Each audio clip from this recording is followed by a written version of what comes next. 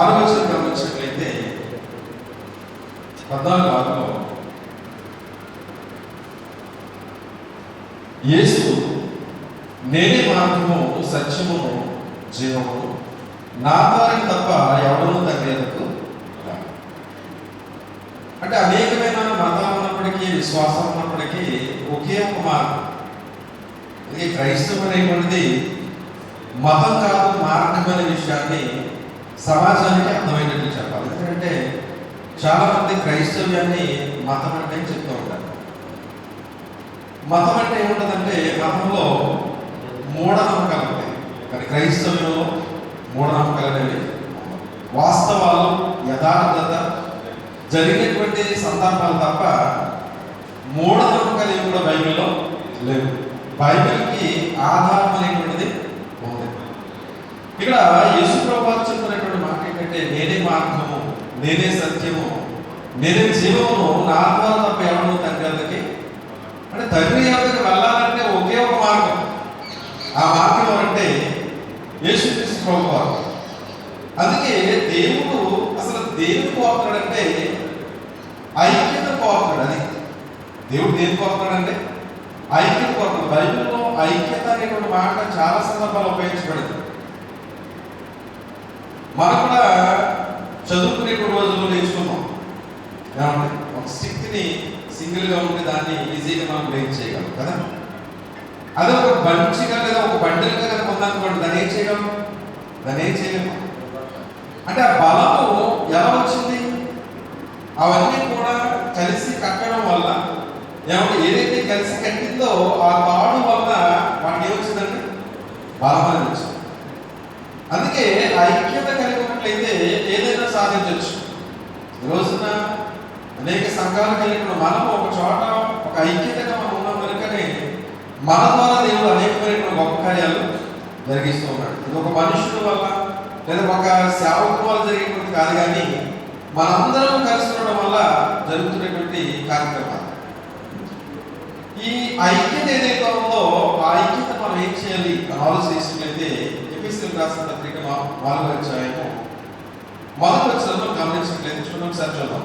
ఎఫెసీయులకు రాసిన పత్రిక 4వ అధ్యాయము 1వ వచనం. 4వ అధ్యాయం చూసినట్లయితే కాబట్టి మీరు సమాధానమును బంధము చేత ఆత్మ కలిగించు ఐక్యమును కాపాడుకున్నట్టు యందు శ్రద్ధ కలిగిన వారు. అంటే ఈ ఐక్యతని ఎవరు కలిగిస్తున్నారు? ఆత్మ కలిగించు ఐక్యం. ఆత్మ, ఈ ఆత్మ అనేటువంటిది పెద్దాక్షరం రాయబడింది పరిశుద్ధాత్మ. అంటే పరిశుద్ధాత్ముడు ఏం చేస్తాడంటే ఐక్యత కలిగిస్తున్నాడు. అందరూ కూడా కలిసి ఉండాలి. కలిసి ఉండాలని పరిశుద్ధాత్మ సహాయం చేస్తుంటే, దేవుడు కోరుకుంటుంటే కలిసి ఉండకూడదని చేసేటువంటి మనిషి ఎవరు? సాతాను. భూమి మీద కలిసి ఉండకూడదని చేసేవాడు ఎవరంటే సాతాను. కానీ కలిసి ఉండాలని అనుకున్నటువంటి ఎవరంటే దేవుడు. అది ఇక్కడ మీరు సమాధానమును బంధము చేత ఆత్మ కలిగించు ఐక్యమును కాపాడుకునేందుకు శ్రద్ధ కలిగిన వారి ప్రేమతో ఒకరినొకరు సహించుచు మీరు పిలువబడిన పిలుపులకు తగినట్లుగా దీర్ఘశాంతంతో ఉన్న సంపూర్ణ వినయంతో సాత్వికంతో నడుచుకోవాలని ప్రభువును బట్టి ఖైదీలైన మేము బతుమార్పించాలని అపోస్తలుడు పౌలు తెలియజేస్తున్నాడు. కనుక ఆత్మ ఏదైతే ఐక్యత కలిగిస్తుందో ఈ ఐక్యతను మనం కాపాడుకోవాలి. అంతే కదా. మంచి అనిపించుకోవడానికి చాలా సమయం పడుతుంది, చెడ్డ అనిపించుకోవడానికి అంతే కదా. మనకు కూడా సంఘంలో మంచి ప్రవర్తన, మంచి నడవడిక కలిగినట్లయితేనే సంఘము మరి పెరుగుతుంది లేదా సంఘము దీవించబడుతుంది. ఎందుకంటే సేవకుడే సంఘానికి ఒక మాదిరి. అంతే కదా. మన ఎవరి మాదిరి? సంఘానికి సేవకుడు మాదిరి. మరి సేవకు ఎవరి మాదిరి? సేవకు మనము మరి ఎవరి మాదిరిగా తీసుకోవాలి? అంతే కదా. తీసుకోవాలి. పౌలు చెప్తున్నాడు కదా, నేను క్రీస్తుని పోలి నడుచుకున్న ప్రకారం మీరు నన్ను పోలి నడుచుకోండి. ఎందుకంటే క్రీస్తును పోలే నడుచుకోండి. ఎందుకంటే యేసుక్రీస్తు ప్రభువు శరీరధారిగా భూమి మీదకి రావడానికి కారణం ఏంటంటే పాప శరీర ఆకారంతో ఉన్నప్పటికీ పాపము లేని వాడుగా మనిషి భూమి మీద బ్రతకగలని నిరూపించాడు. అందుకే పిలాతుని నా యందు ఏదైనా పాపం ఉందని ఆయన అడుగుతున్నాడు కదా. ఆయన యందు ఈ పాపం కూడా చూపించలేకపోయారు. అంటే శరీరాకారంలో ఉన్నప్పటికీ ఏ పాపము లేని వాడిగా జీవించవచ్చు. అందుకే ఇక్కడ అంటాడు, ఆత్మ కలిగించు ఐక్యతను కాపాడుకునే యందు శ్రద్ధ కలిగిన వారు. శ్రద్ధ ఉన్నటువంటి వారు ఏం చేస్తారంటే ఐక్యతను ఏం చేస్తారు? కాపాడు. దేవుడు కూడా ఐక్యంగా ఉండండి. ఐక్యంగా ఉన్నట్లయితే అనేక ఆశీర్వాదాలు. అందుకే పాత గ్రంథంలో కూడా చూడండి, కీర్తన గ్రంథము 133 మొదటి వచనాలు చూసినట్లయితే ఒక మంచి మాటని మనం చాలా సందర్భాలు మనం చదువుతాం. చూడండి, 133 దావీదు కీర్తన మొదటి వచనంలో గమనించినట్లయితే, సహోదరులు ఐక్యత కలిగి ఉండి నివసించుట ఎంత మేలు, ఎంత మనోహరం. ఎంత మనోహరం. మనోహరం అంటే అందం. ఎంత అందం అంటే సహోదరులు ఐక్యత కలిగి నివసించుట ఎంత మేలు, ఎంత మనోహరం, ఎంత అందం, ఎంత బ్యూటీ అంటే. ఇలా అనేక మంది సేవకులు ఒక స్థలానికి చేరి ఎవరు దేవుని యొక్క కార్యక్రమాన్ని జరిగిస్తారంటే అది ఎంతో అందం. అందుకే ఏముందంటే ఆశీర్వాదము శాశ్వత జీవము అసలు ఉండవని యెహోవా సెలవిచ్చి ఉన్నాడు. చూసినట్లయితే ఎక్కడైతే సహోదరులు ఐక్యత కలిగి ఉంటారో అక్కడ శాశ్వతమైనటువంటి జీవం, ఆశీర్వాదం కూడా అక్కడే. అందుకే సేవకులుగా మనం ఐక్యత కలిగి ఉండడం అనేటువంటిది చాలా అవసరం. దినాలు పరిస్థితులు మారిపోతున్నాయి. భారతదేశం యొక్క పరిస్థితి మారిపోతుంది, మతం యొక్క పరిస్థితి మారిపోతుంది. ఏమంటే అందరూ కూడా కలిసికట్టుగా పనిచేయవలసినటువంటి సమయం అనేటువంటిది ఏర్పడింది. ఎందుకంటే ఒక్కో సందర్భంలో దేవుడే అటువంటి కార్యక్రమాలు జరిగిస్తాడు. ఎందుకంటే చూడండి, పాత నిబంధనలో కూడా ఇశ్రాయేలుకు బుద్ధి రావాలన్నప్పుడల్లా ఇశ్రాయేలు చెరలోకి పంపించాడు. ఎందుకు చెరలోకి పంపించేవారు? ఇశ్రాయేలు దేవుని సొత్తు కదా, దేవుని పిల్లలు కదా, అలాంటి వారిని చెరలోకి పంపించారు. ఏమంటే ఎందుకు పంపించాలంటే వారు తెలుసుకోవాలి. ఏమంటే దేవుడి యొక్క గొప్పతనం ఏంటో తెలుసుకోవాలి. అలాగే మనము కూడా ఏమంటే ఐక్యత కలిగినట్లయితే ఎంత ఆశీర్వాదం మనం తెలుసుకోవాలని ఒక్కో సందర్భంలో మనం ఏం చేస్తాడంటే ఇటువంటి కష్టమైన పరిస్థితుల్ని దేవుడు మనకి ఏర్పాటు చేస్తాడు. ఎంత కష్టమైన ఎన్ని కష్టమైన పరిస్థితులు ఎదురైనప్పటికీ కూడా మనం ఐక్యతగా కలిగి ఉన్నట్లయితే ఖచ్చితంగా అనేకమైన గొప్ప కార్యక్రమం ద్వారా జరుగుతుంది. అందుకే ఆశీర్వాదము శాశ్వత జీవము అసలు ఉండవాలని యెహోవా సెలవిచ్చి ఉన్నాడు. మనకి ఈ ఐక్యత మనం ఏం చేయాలంటే కాపాడుకోవాలి అనేటువంటి సంగతిని జ్ఞాపకం చేసుకోవాలి. అయితే ఐక్యత కలిగి ఉండడమే కాదు, మరి మనసు ఎలా ఉండాలి? ఏమండి ఐక్యత కలిగి ఉండడమే కాదు, మరి మనసు ఎలా ఉండాలి? రోమిలికి రాసిన పత్రిక 12వ అధ్యాయం 16వ వచనం. రోమిలికి రాసిన పత్రిక 12వ అధ్యాయం 16వ వచనంలో ఐక్యత కలిగి ఉండడమే కాదు, ఇంకా ఏం కలిగి ఉండాలని చెప్తున్నాడు. చూడండి, రోమిలికి రాసిన పత్రిక 12వ అధ్యాయం 16వ వచనం. తీసుకొని చదవండి.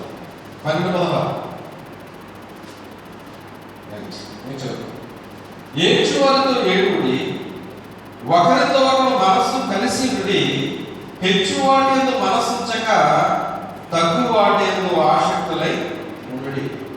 మీకు మీరే బుద్ధిమంతులని అనుకోవద్దు, కీడుకు ప్రతికీడు ఎవరికి చేయవద్దు.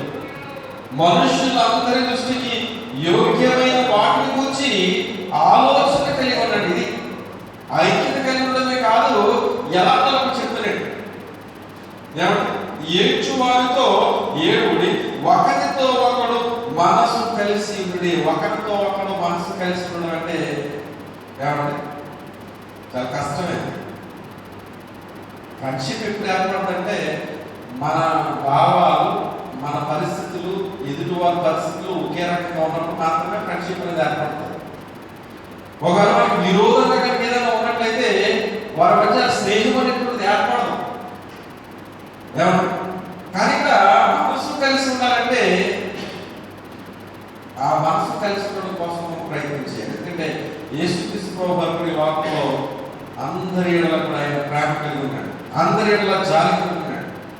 ఏమంటే ఆయన హింసించేటువంటి వాడిని కూడా క్షమించండి అనేటువంటి మంచి మనసు. నిజంగా అలాంటి స్థితిలో ఎవరికైనా మనసు కలిగి ఉండాలండి. ఆయన బాధిస్తుంటే, ఆయన శ్రమల పాలు చేస్తుంటే, తండ్రి మీరు ఏమి చేస్తున్నారని వెలుగురు, మీరు క్షమించేటువంటి మనసు అసలు ఎవరికైనా ఉంటుందా? ఏమంటారు? దేవుడు కనుక, దైవ కుమారుడు కనుక ఆయనకి అలాంటి మంచి మనసు కలిగి ఉంది. అందుకే మీరు ఒకరితో ఒకరు మనసు కలిసి ఉన్నారన్నాడు. ఇంకేమన్నాడు? ఏమన్నా హెచ్చు వాటి ఎందు మనసుంచక, హెచ్చు వాటి ఎందు మనసుంచక తక్కువ వాటి ఎందు ఆసక్తులై ఉండండి.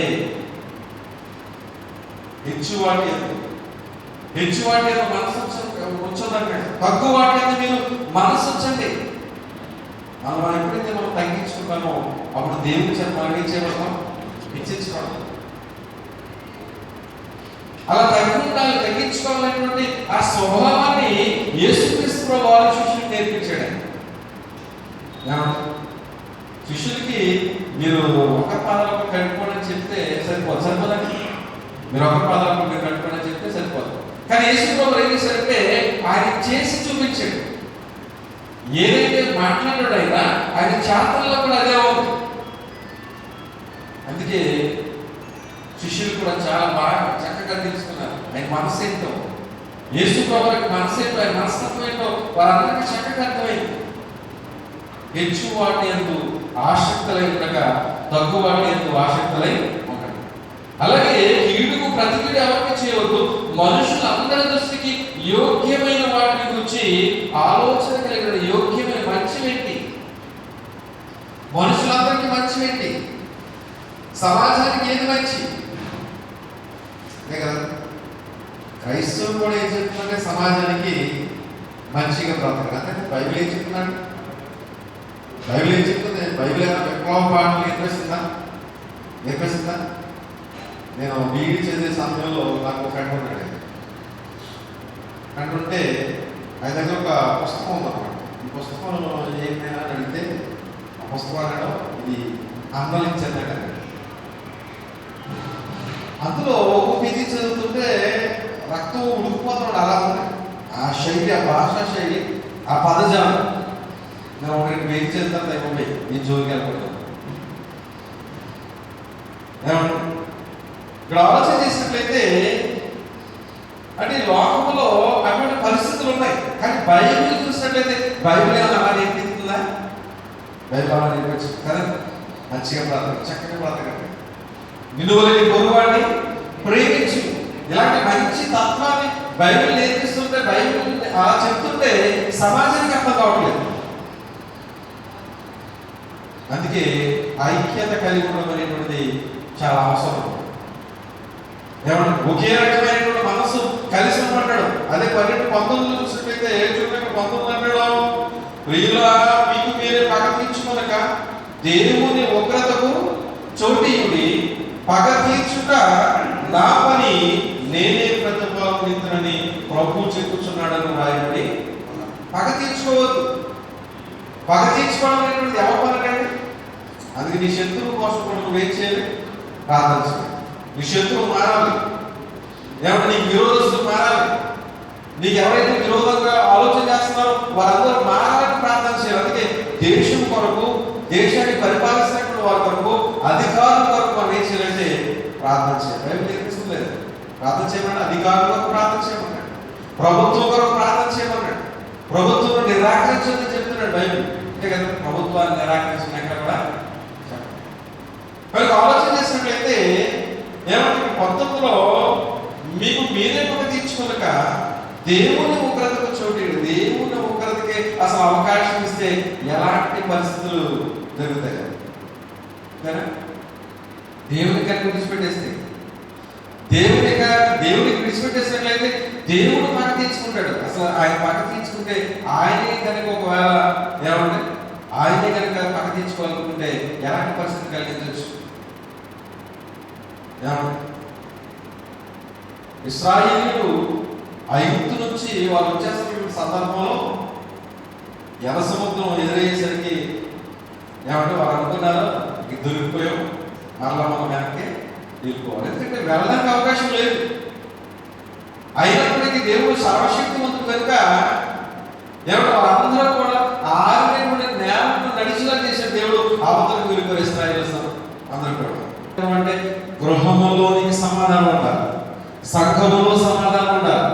అంతేనా? నేను చాలా సందర్భాల్లో వింటూ ఉంటాను, మా సంఘములన్నీ గొడవలండి, పెద్దలకి సంఘ కాపరికి పడదు, లేకపోతే సంఘ కాపరికి విశ్వాసం పడదు, వారు ఒకటంటే వీళ్ళు అంటారు. చాలా సమస్యలు ఎందుకు వస్తాయి? ఈ సమస్యలు అంటే ఏమంటే వారు ఎంత మనసు కలిగి లేకపోవడం వల్లే, అంటే వాళ్ళ సమాధానం లేకపోవడం వల్లే.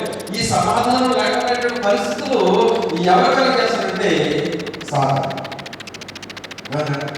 ఎందుకంటే పరలోకంలో ఆయన ప్లాన్ వర్కడం కదా, పరలోకం అయిందా? అవునండి. భూమి మీద పడతలే పడ్డాడు. భూమి మీద దేవుని పిల్లలుగా ఎవరైతే ఉన్నారో వారిని సమాధానం లేకుండా చేయడమే సాతాను యొక్క ఉద్దేశం. అందుకనే ఇక్కడ అంటున్నాడు, ఏక మనసు కలిగి ఉండండి, సమాధానము కలిగి. ఇంకా చూసినట్లయితే ఏక మనసు కలిసినటువంటి వారు ఏం చేయాలంటే కలిసి పోరాడాలని చెప్తాడు. పిలుపులు రాసిన పత్రిక 1వ అధ్యాయం 27వ వచనంలో ఈ ఏక మనసు కలిగినటువంటి వారందరూ కూడా ఎవరు కలిసి పోరాడాలని చెప్తున్నాడు. పిలుపులు రాసిన పత్రిక 1వ అధ్యాయం 27వ వచనం, నేను వచ్చి మిమ్మల్ని చూసినను రాకపోయినను మీరు ఏ విషయములో ఎదిరించు వారికి బెదరక అందరూ ఒక్క భావముతో సువార్త విశ్వాస పక్షమున పోరాడుచు ఏక మనసు గలవారై నిలిచి ఉన్నారని నేను మిమ్మల్ని గురించి వినులాగన మీరు క్రీస్తు సువార్తకు తగినట్లుగా ప్రార్థించు. చూసినట్లయితే ఏ విషయంలో ఎదురించే వారికి బెదరక, ఏ విషయంలో కూడా ఎదురించే వారికి ఏం చేయదు, బెదరదు. సమాధానం చెప్పండి. ఎదిరించేటువంటి వారికి బెదిరిపోదని చెప్తున్నాడు. ఇంకేం చేస్తున్నాడంటే అందరూ ఒక్క భావముతో సువార్త విశ్వాస పక్షమున పోరాడుతూ, సువార్త విశ్వాస పక్షమున ఏం చేయాలండి? 3వ అధ్యాయం 8వ వచనం చూసినట్లయితే చూడండి, ఇక్కడ సహోదర ప్రేమ కోసం మాట్లాడతారు. 3:8లో మొదటి మీరందరూ ఏక మనస్సు కలవారై ఒకరి సుఖతకు మీద ఒకరు పాల్పడి సహోదర ప్రేమ కలవారు కరుణాచితులను వినయ మనస్కులనై ఇప్పటి ఆశీర్వాదములకు వారసులకు మీరు పిలువబడి కనుక కీడుకు ప్రతి కీడును దోషులకు ప్రతి దోషం చేయక దీవించుడని మాటలు చెప్తూ ఉన్నాడు. కనుక సహోదర ప్రేమ కలవారు కలిగి ఉండాలి. ఏక మనసులై ఒకరి సుఖతకు లేదు ఒకరు పాల్పడి. ఈరోజు ఎవరికైనా ఒక సమస్య వచ్చినట్లయితే సేవకులందరూ నిజంగా కుటుంబానికి ఇలా ప్రార్థించి అక్కడ వచ్చిన సహాయం చేస్తే ఆ కుటుంబానికి ఎంతో ఆదరణ. నా సహోదరుడు నా తోటి సేవకులు వచ్చి నా ప్రార్థన చేశారని ఒక మంచి పరిస్థితి, నిజంగా అటువంటి ఆ సంతోషమైనటువంటి ఆనందాన్ని మరి పరిశుద్ధాత్మలు మనకు కలిగించే కనుక ఈ ఆత్మ కలిగించినటువంటి ఐక్యతని కాపాడుకునే మనకి ఏం కావాలి? ఏముండాలి? పిల్లలకి చదువు బాగా రావాలని ఏముండాలి? శ్రద్ధ ఉండాలి. నేను ఒకసారి 10వ తరగతి పరీక్షలు